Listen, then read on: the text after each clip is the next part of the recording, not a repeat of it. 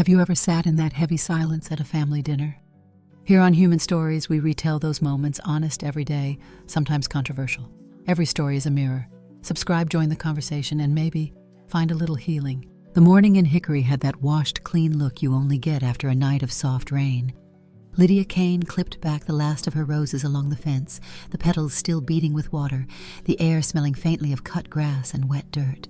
Her gravel drive ran the length of the yard in a pale stripe. When tires found it, the stones began their low chatter. An SUV eased in and stopped beside the mailbox. The engine ticked as it cooled. Maya stepped out first. Dark ponytail, too thin hoodie. A duffel swung over one shoulder, like she'd been walking with it longer than made sense. Drew Harlan came around the back to heave 2 suitcases onto the pebbled strip. The wheels rattled like loose marbles. Then the passenger door opened, and Vivian Moreau slid out slow, a silk scarf knotted at her throat, and sunglasses the size of saucers, even though the day was overcast. She did a small turn, taking in the house, the way a buyer sizes up a property, Eve's porch, drip line. Everything measured against some scale, only she understood. Mama Maya called, brightening her voice in a way that didn't touch her eyes.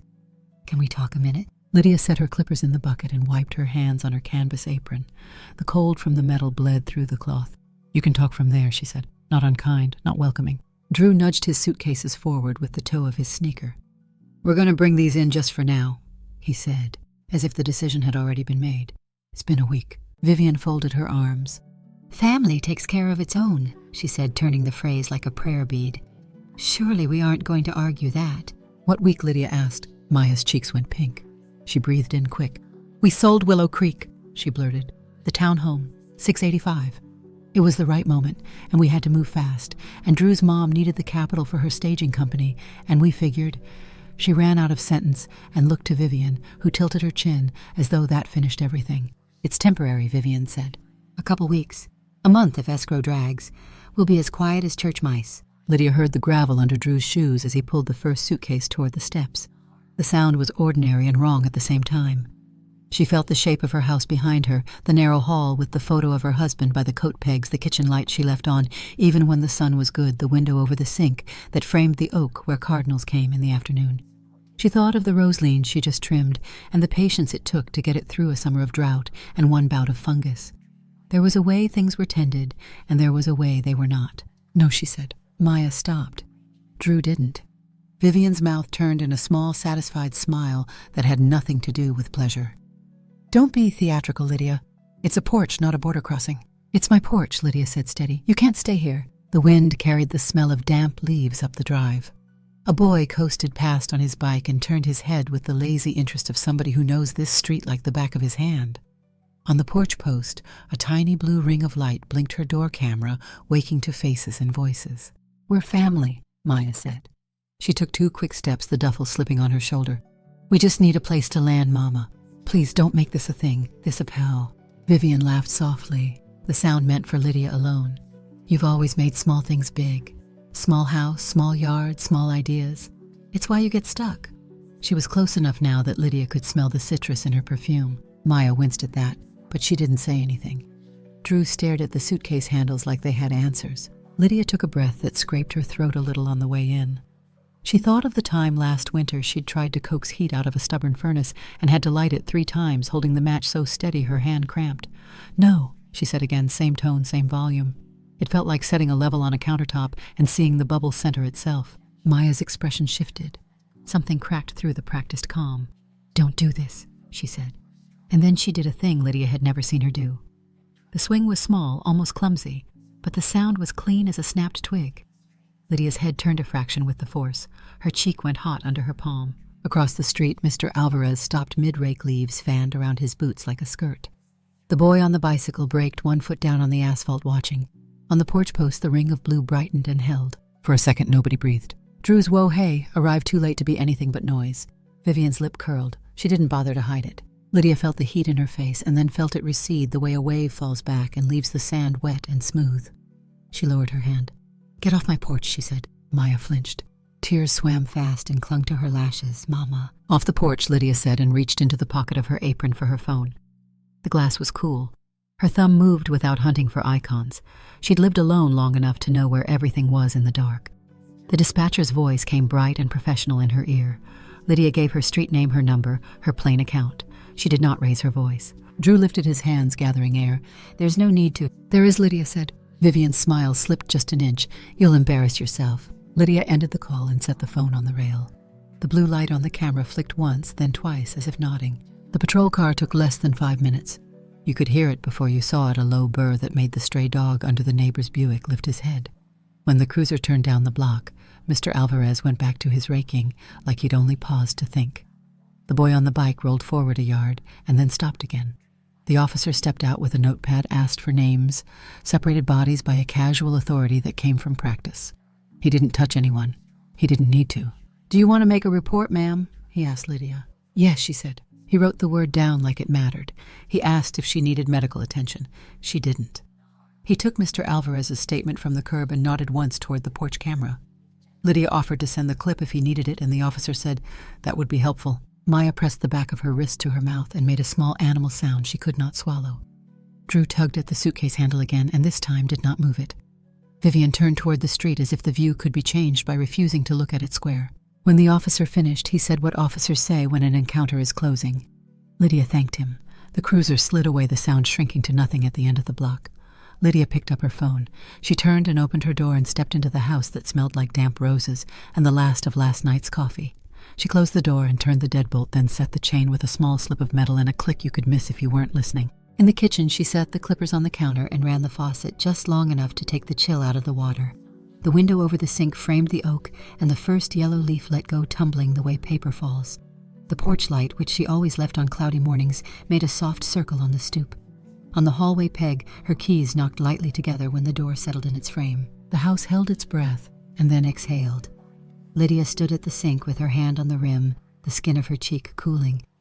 Out front, the gravel lay smooth again, where the tires had pressed it, stones easing back into their old places as if they had never been disturbed. The house kept its cool after the cruiser left, as if the walls had breathed in and decided to hold it. Lydia rinsed the rose clippers under a thin thread of warm water, set them on a dish towel, and stood with both hands pressed to the counter until the tremor in her fingers settled. The porch light painted a soft circle on the stoop. Somewhere down the block, a dog shook his tags, and the little metallic jingle made the quiet seem larger. She didn't try for sleep. The kettle took its time on the back burner. The steam found a pinhole in the lid and whispered. Lydia poured half a mug, the tea, turning the water the color of maple leaves after the first frost. She carried it down the narrow hall, past the photo of her husband with his tie crooked and his eyes laughing, and opened the door to the room she used at tax time and not much else. The closet in that room had a smell of paper that had been warmed and cooled 100 times. She slid out the green accordion folder from the top shelf, rubber band tied around the middle tabs, bristling with names written in her careful block letters. The elastic gave up with a sigh. Inside, copies of utility bills with their tidy columns. Warranty slips for a washer long replaced. A yellow receipt from a tire shop on Highway 70. Beneath those, the stack she had not touched since the Willow Creek closing bank transfer confirmation. A DocuSign certificate. A notary page. The thing that had felt like trust when she typed her name. Promissory note, $28, $500, 8 years, 4.5%, simple interest borrower. Maya Kane co-borrower Andrew Harlan. Andrew. Her own signature looked like it had been made by someone steady and a little naive. She traced the notch of the capital L in Lydia with a thumbnail and then set the page on the desk. Under the note, a printout of a text thread screen-captured and tiled into a sheet showed the green iMessage bubbles from Maya, the punctuation the same as ever. A little breathless mom. I'll pay it back. Promise. We just need the down payment now. Closing's in 3 weeks. I'll make you whole. Under that, Lydia had replied with a thumbs up and a plain, okay, I love you. She had printed it then because the idea of promises had felt like something you could put in a folder and not worry about. She kept pulling. Closing disclosure. The line where gift loan from family had been marked the attorney's initials neat as fence pickets. A bank statement with the outgoing wire to Blue Ridge Credit Union for earnest money. The names were so familiar she could see the teller's face if she closed her eyes.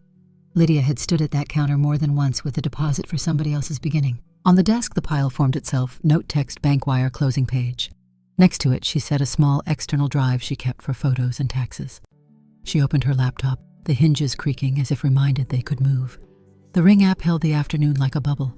She watched at once the SUV easing in the duffel, the tilt of Vivian's head, the blur of a hand, and the fast turn of her own face. She watched it again without sound, like a silent movie that made the shape of the moment simpler and sharper. She copied the clip to the drive and labeled it with the date and street name. Then she pulled up the 911 log from the county site and saved the incident number and timestamp.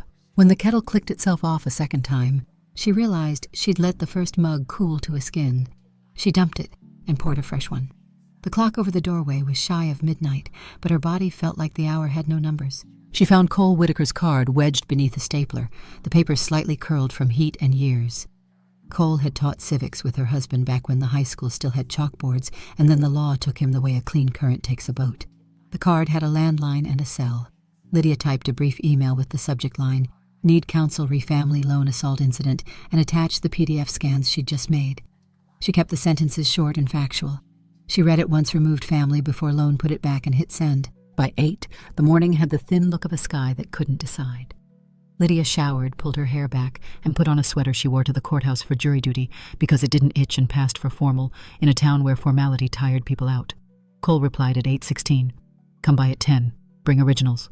She folded the note and the printouts into a large envelope, slid the flash drive into the pocket of her purse, and locked the door behind her. The keys chimed once against the knob like a quiet bell. Cole's office sat over a barber shop on Main, the kind of place where the lights always looked a little warm, even in summer. The stairs were narrow and old enough to tell you where the soft spots were. Lydia knocked on the frosted glass, and the door opened before her knuckles landed. Cole had the same square shoulders he'd had at 30, hair gone from chestnut to the silver that looks deliberate. He moved with the ease of a man who had handled more stories than he could remember and kept them sorted by type. "Lydia," he said, and let the name mean everything it needed to mean without asking questions at the threshold. He waved her in and pointed to the chair that didn't wobble. A lemon polish smell sat under the sharper scent of fresh copies. She laid the envelope on his desk and slid out the stack. He read in the way good readers do, eyes traveling in straight paths, head still pencil ready. He asked dates and she gave them. He tapped the interest line with the eraser and nodded. 8 years, simple interest, signed by both, notarized. He flipped to the texts, skimmed the promises and the stickers, and the last, "Hey mama, can we talk from a year ago?" "You kept this tidy," he said, which in his voice was a compliment and a strategy. "Wasn't sure I'd ever need it," Lydia said. "We don't get to choose that part," he said, and set the note precisely on the top of the pile. "First things first, we memorialize the strike today, but our primary action is the contract. We'll file for breach damages equal to principal plus interest fees. The more delicate piece is tracing proceeds from the sale if they used them to pay anything before satisfying your lien in spirit." He looked up. "You didn't file a deed of trust. Doesn't kill us. Just means we prove what the paper already says." He wrote Blue Ridge CU on a legal pad, then Bank of Catawba with a question mark, then title attorney closing files. "I'll issue subpoenas, deuces, take 'em for accounts tied to their names. We'll pull statements around the sale date and see where the money went in the first 30 days. He glanced at the ring clip playing muted on her laptop. "We'll preserve that. I'll request the 911 audio and CAD log for the incident report." Lydia nodded, the relief of verbs being assigned to someone else passing over her like shade. "Anything you can think of that suggests where cash landed?" he asked. "Vivian makes a point to be seen," Lydia said. "Jewelry from Magnolia Jewelers downtown couple of times. She posted a photo there with a champagne flute. I saw the diamond close enough to count prongs. There's a spa out by the highway, Serenity Salt Spa. She tags it on Facebook when she does those float things. And she rented a place on Lake Lure for Drew's birthday. Big deck, a dock like a T. She put a boomerang of a charcuterie board. I don't keep up, but the algorithm makes a person your neighbor whether you want it or not." Cole made neat bullet points. "Those give us merchant names. If we see large post-closing transactions with those descriptors, it shortens the story." He set the pencil down. "I'm going to draft the complaint and the initial subpoenas now. You'll sign a few affidavits. We'll also file a motion to preserve electronic records just to keep anyone from misplacing their history." He stood and the chair under him didn't squeak. He knew his office that well. At the copier, he fed the promissory note into the feeder like it was delicate. The machine hummed and spit out its careful sheets. He clipped sets, slid them into manila folders, pressed a sticky flag where she needed to sign. He worked without theater, the speed of competence making the room feel less airless. While he typed, Lydia opened her phone and scrolled through Maya's old messages, not to read them, but to count the months between the last repayment and the silence. She found a photo of the Willow Creek kitchen on move-in day cardboard towers, a bent spatula, in a solo cup, Maya's handwriting on a box that said pots, maybe bowls. Drew stood behind her with his thumbs in his pockets, pretending the camera had snuck up on him. Lydia mailed that picture to herself and filed it in a folder on the flash drive named Willow, because titles help you carry things. Cole slid the complaint across to her. The caption Kane v. Harlan looked stranger than it should. Lydia read the lines with the concentration she used on tax returns. She signed where the flags told her to sign. Her hand didn't shake.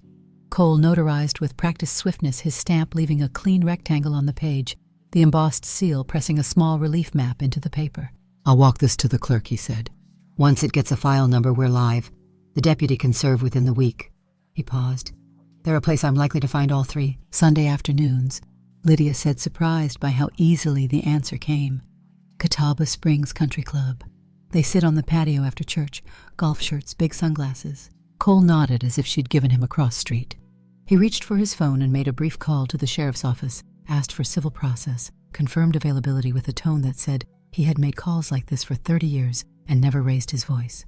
When he hung up, he wrote a time on the corner of the legal pad and circled it. All right. He gave Lydia copies in a tidy stack and slid a business card with his cell number on top. "Email me the ring clip and the 911 CAD screenshot. I'll send you a secure link in 5. If you remember more merchant names or see a post that matters, forward it. Screenshots are evidence, opinions aren't." Lydia tucked the folders back into her envelope. The lemon smell hadn't faded. It just became the room. On the stairwell, the hum of the barber's clippers came up through the boards, a utilitarian buzz that felt like a town doing its errands. She thanked Cole and stepped into the light over Main Street. The sun had decided to show itself after all. She stood a moment, eyes narrowing against the brightness, then crossed to her truck. At home, she set the envelope on the kitchen table and opened her laptop again. The secure link arrived. She dragged the ring clip into it and watched the blue progress bar creep and complete. She took a screenshot of the 911 confirmation page and added it. She scrolled a year back in Maya's feed without reading the captions, catching the geotags like flags, Magnolia Jewelers, Serenity Salt Spa, Lake Lure, and sent those too with the single line possible merchants post-sale. She watered the roses along the fence until the ground went from dusty to dark and the stems stopped looking thirsty. The hose clicked off. The porch light didn't need to be on in the daylight, but she left it. Habits had their reasons. Inside on the hallway peg, her keys touched each other again when the door settled a small sound, almost content. Sunday came with the clean blue that draws people outdoors, whether they have reason or not.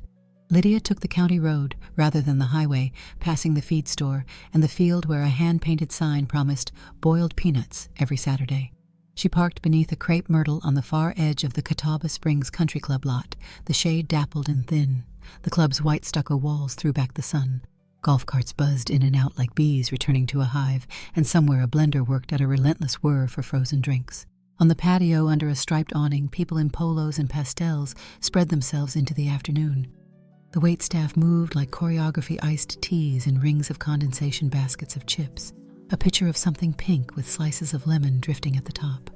Vivian was easy to spot in oversized sunglasses and a silk wrap that didn't belong to the season.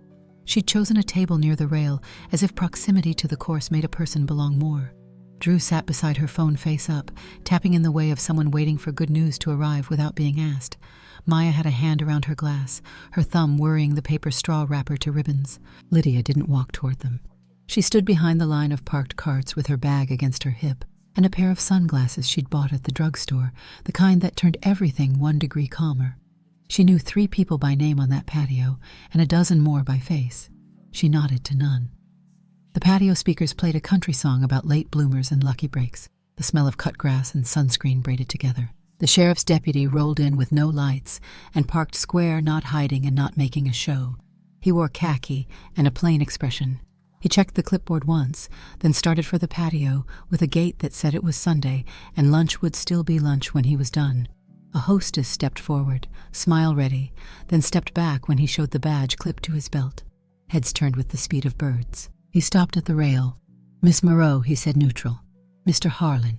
Miss Kane." Vivian took her time, looking up as if directions applied to other people. "Can I help you?" Her voice carried, and a couple at the next table stopped mid-laugh. The deputy held out a manila envelope, the flap taped neat. "Civil process," he said. "Miss Moreau, you've been served." He placed the envelope on the table in front of her. He did the same for Drew and then for Maya, each with a separate packet, each with the same careful hand. He didn't raise his voice. He didn't lower it. Drew barked a little laugh that tried to be casual and failed. "We have an attorney," he said to no one in particular, as if speaking the word could dissolve the paper. Maya's fingers went white where they gripped the edge of the table. She didn't touch her envelope. Vivian lifted hers by 2 fingers as though it might stain. "This is harassment," she said, but the sharpness pressed up against the deputy's even tone and dulled itself. She tried to hand it back.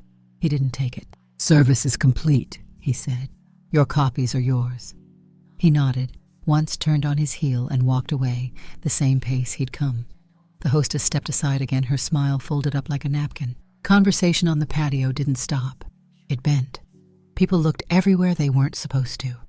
A woman Lydia recognized from doubles at the public courts reached for her sunglasses as if she needed them more.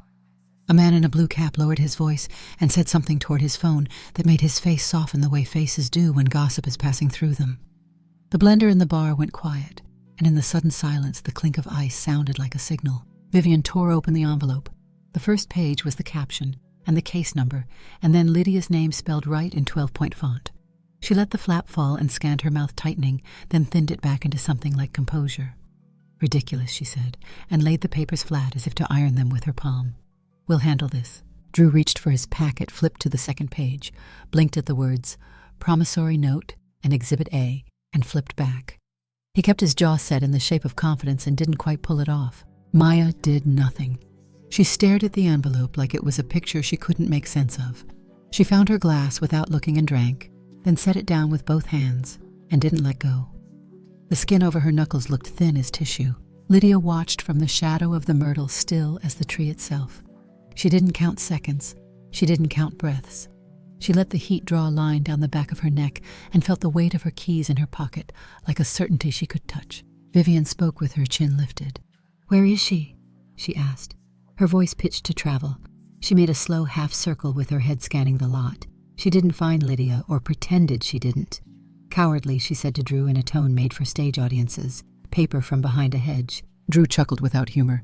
"Babe," he said, an appeal and a warning threaded together. Maya's eyes flicked up and found Lydia across the cars and carts. The distance wasn't much, and it felt like plenty. Lydia lifted her chin an inch the way you do when you recognize a person and don't plan to move. Maya's mouth made a shape and didn't find a word.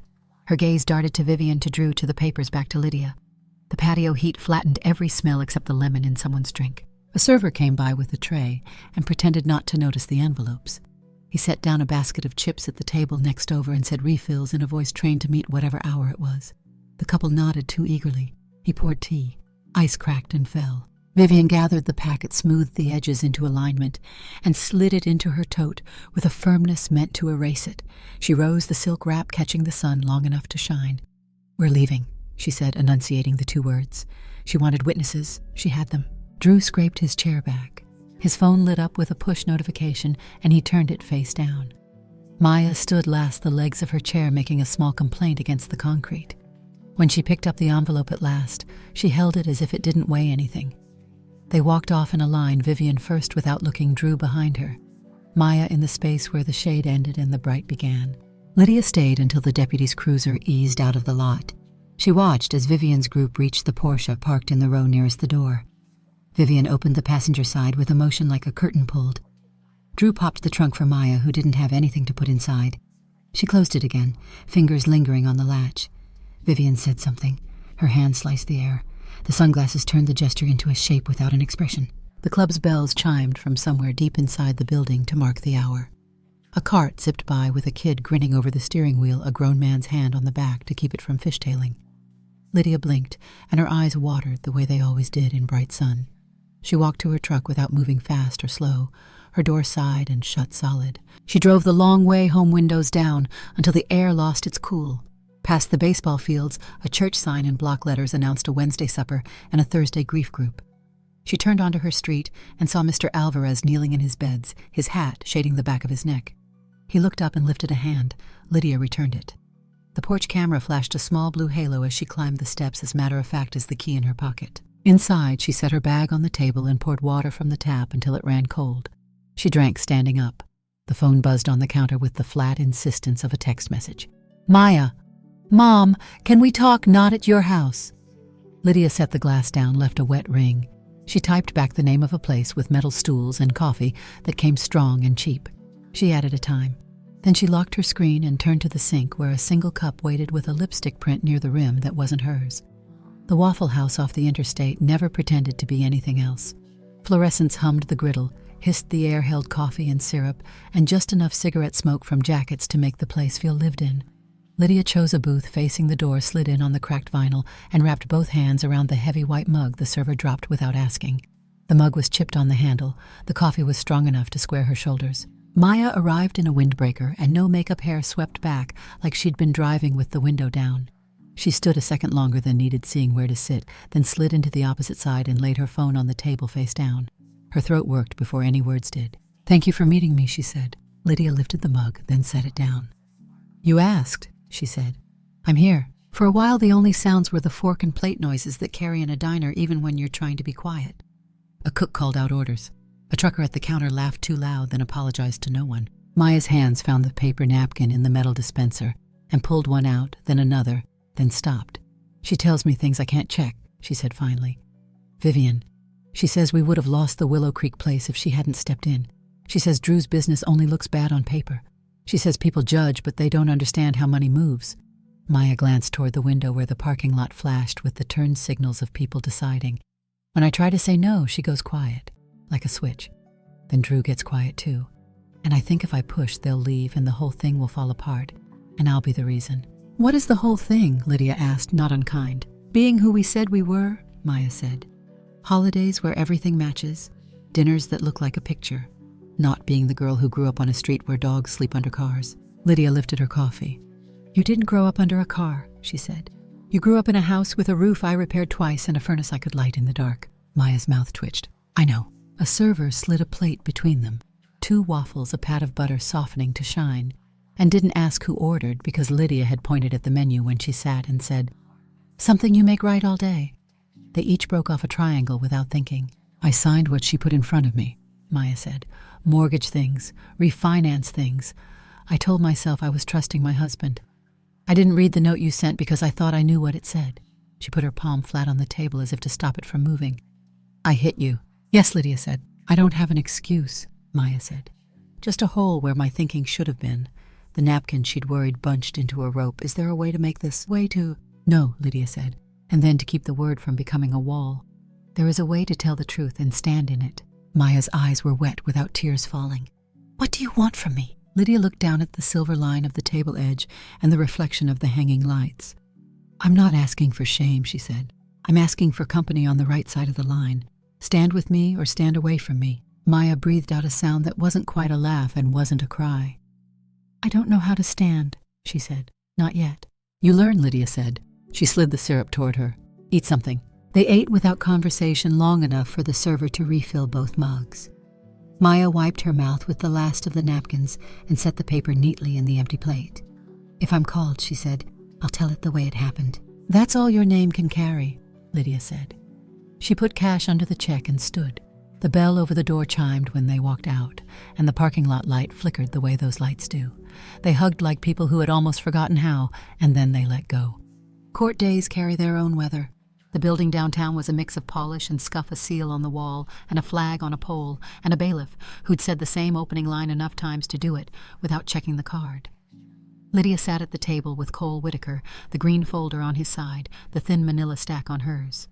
On the other side, Vivian Moreau wore a fitted jacket and a comb that didn't reach her fingers. Drew had a tie someone else had knotted. A woman with a briefcase, Miss Garner leaned in to speak to them with a smile that never quite got to her eyes. The judge took the bench. Honorable Deborah Collins bangs blunt glasses on a chain that made a small click when she moved. She looked at the caption at the room at the clock that likely kept better time than any of them. "Good morning," she said. "We'll proceed." Cole stood. He didn't perform. He ran straight through the bones. "This is a straightforward breach of contract tied to proceeds of a home sale.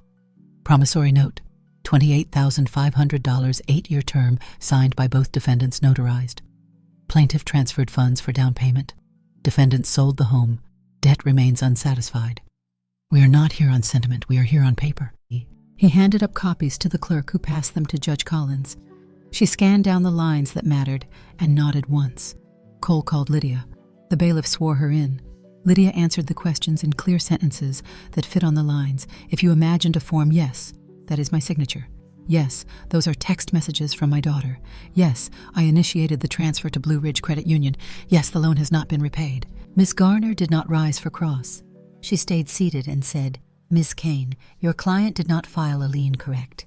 This was a family accommodation. Cole rose then. Objection as to characterization. The note speaks for itself. Sustained, Judge Collins said brisk. Cole called Mr. Alvarez. He walked to the stand in a clean shirt and the hat in his hand.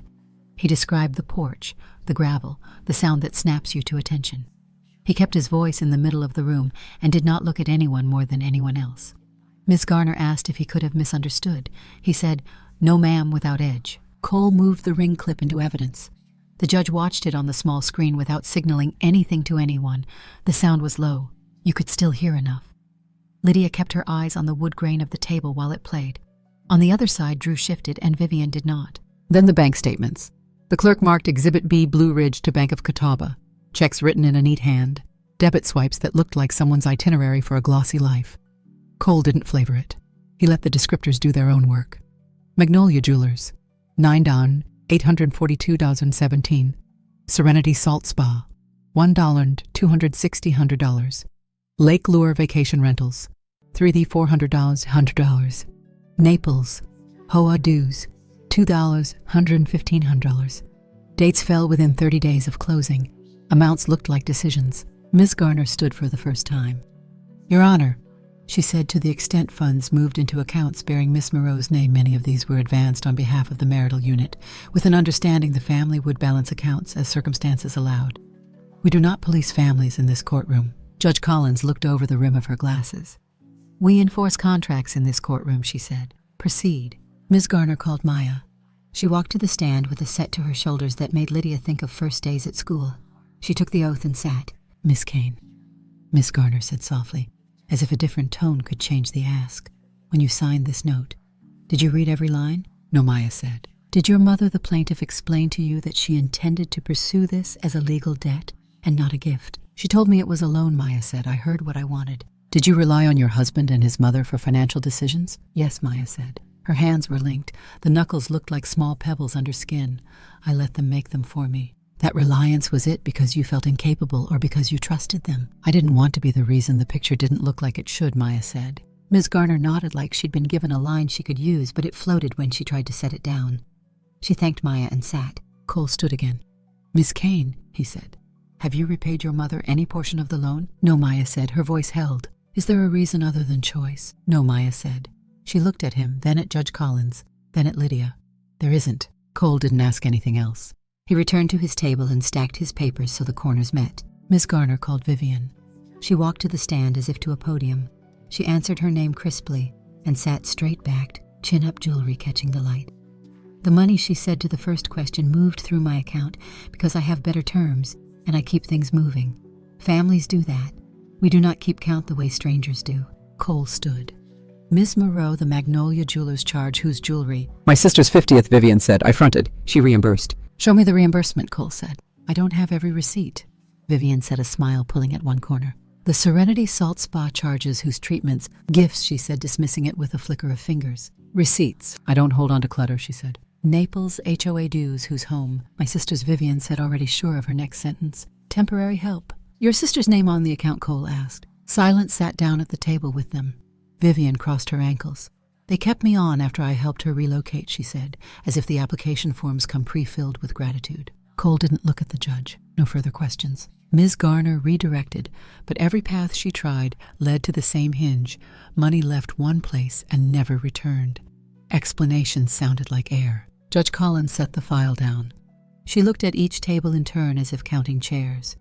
Thank you, she said. And then, after a beat long enough for the room to settle, this matter is submitted. When she spoke again, her cadence was careful, the sound of a person laying something where it belongs. The court finds the promissory note valid and enforceable. Plaintiff has met her burden showing defendants received funds, sold the property connected to those funds, and failed to repay. Judgment for plaintiff in the amount of $28,500 plus contract interest at 4.5% plus costs and reasonable fees. She tapped the bank statements. As to transactions moving sale proceeds into third-party accounts tied to Ms. Moreau, This record supports referral to the appropriate authorities for review of potential financial misconduct. The clerk will transmit copies." Ms. Garner began to rise. Judge Collins raised a palm the width of a book, and Ms. Garner sat again. "That's the order," Judge Collins said. "Mr. Whitaker, submit a fee affidavit within 10 days. Counsel, you may approach to obtain conformed copies." She stood. "We are adjourned." The gavel didn't crack. It thudded. The bailiff called the words that end a morning. "All rise." Wood scraped. The white noise machine in the hallway hummed back to life. Lydia exhaled in a way she hadn't since the green folder came off the shelf. Cole put a hand on the back of her chair, not touching just near. At the other table, Ms. Garner spoke in a tight cluster of words. Drew nodded at the floor. Vivian's mouth was a line drawn with a ruler. Maya looked at Lydia not to check for permission, but to see if eyes could bear weight. Lydia's did. Outside, the courthouse steps were warm from midday sun. People filtered down in pairs and singles carrying their papers like thin shields.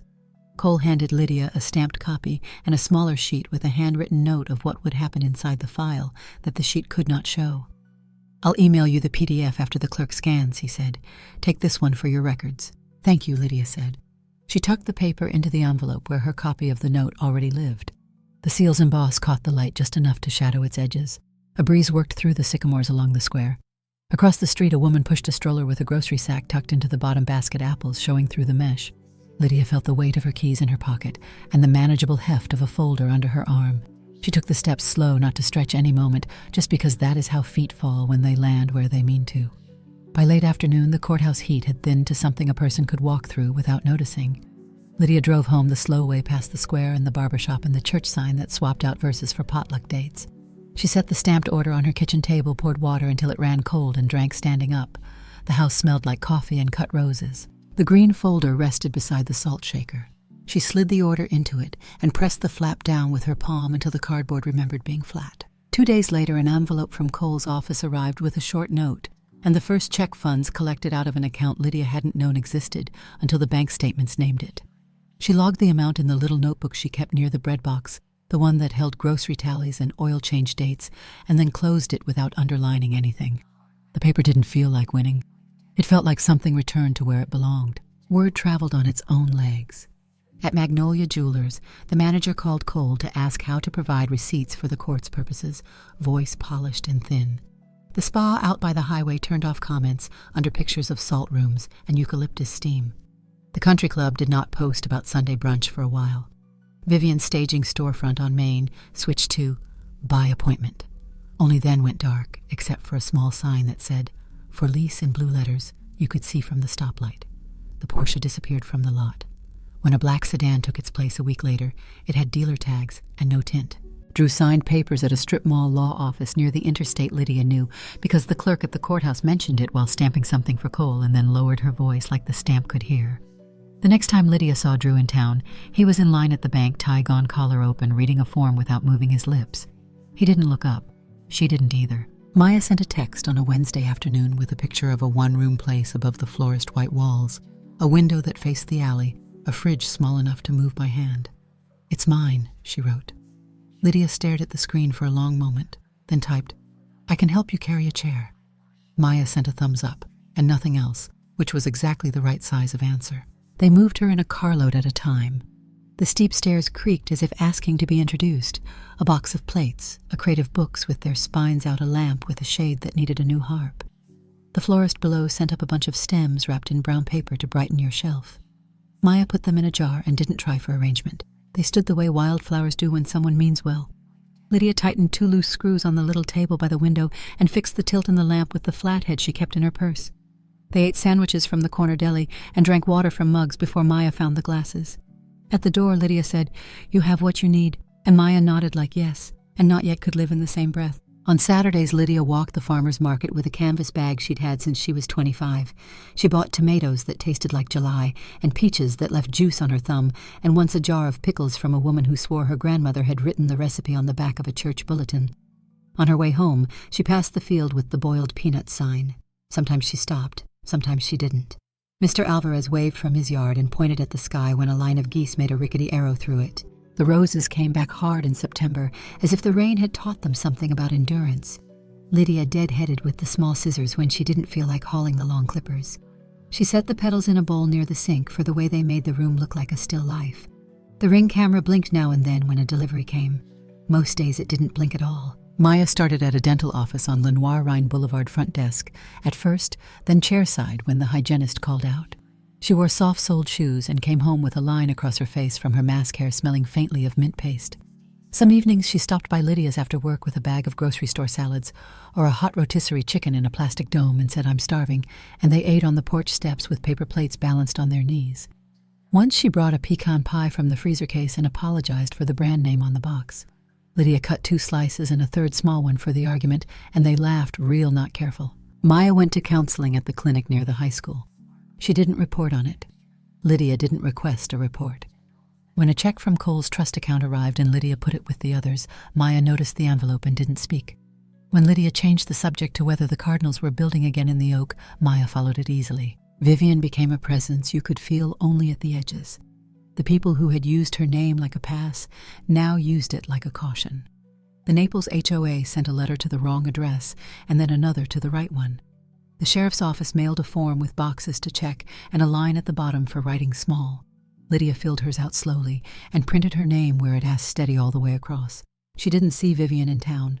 She didn't look for her. When the last of the summer heat slid off the afternoons, Lydia swapped the porch bulb for a warmer wattage and sanded the splinter on the rail where her sleeve always caught. She oiled the hinges on the storm door and the latch that had started to fuzz with rust.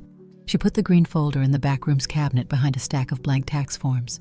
She stood there a second longer than needed, looking at the drawer the way a person looks at a field after a harvest, stubbled tidy done. One evening Maya knocked, then remembered and used the bell. She came in with a plastic laundry basket and a package of new dish towels and set both on the counter. "The faucet in my place drips when it's off," she said. "I can't sleep with it." Lydia opened the drawer, took out the wrench and held it up. "Let's go make it mind." They drove to the alley and climbed the stairs that knew their names now. The faucet's set screw fought them and then gave the drip stopping as cleanly as a sentence ends.